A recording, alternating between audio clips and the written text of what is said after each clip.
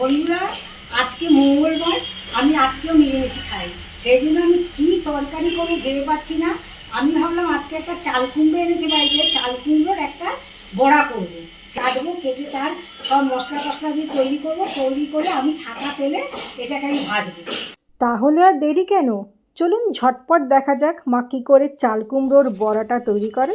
এবারে আমি চাল কুমড়োটাকে গোল করে কেটে নিচ্ছি। চাল কুমড়োগুলো সব কাটা হয়ে গেল।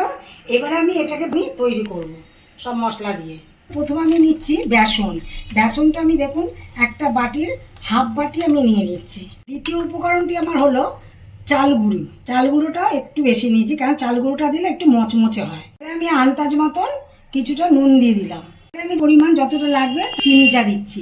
মিষ্টি মিষ্টি হলে খেতে ভালো লাগে। এবারে আমি দিচ্ছি সব মশলাগুলো।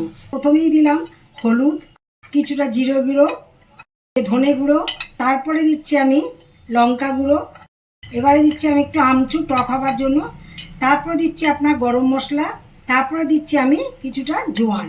বেসনের সাথে আমি কালোজিরাটাকে ভালো করে মেখে দেবো। একসাথে মিশিয়ে জিনিসটাকে মাখবো। এই মাখার জন্য আমার আন্দাজ মতন আমি জলটা নিচ্ছি।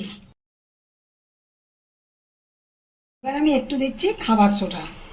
এটাকে আমি ভালো করে ফেটিয়ে নিচ্ছি যাতে বড়াগুলো ফোলে ভালো করে।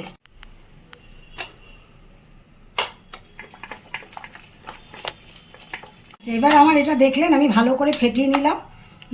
যদি আমার পরে জল লাগে তো আমি একটু জল পরে দেবো। কড়াটা বসিয়েছি, এবার আমি তেলটা পরিমাণ মতো দিয়ে দিচ্ছি। চালগুলোর মধ্যে আমি 2 চামচ তেল দিয়ে দিলাম। এবার দেখুন আমি কিরকম করে জিনিসটা দিচ্ছি।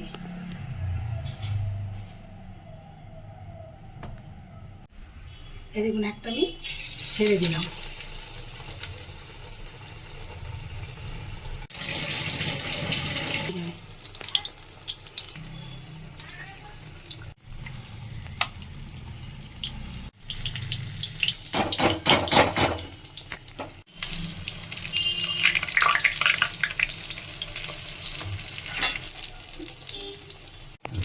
দেখুন কি সুন্দর এগুলো ফুলেছে, খেতে খুব ভালো লাগবে ডালের সাথে ভাজা।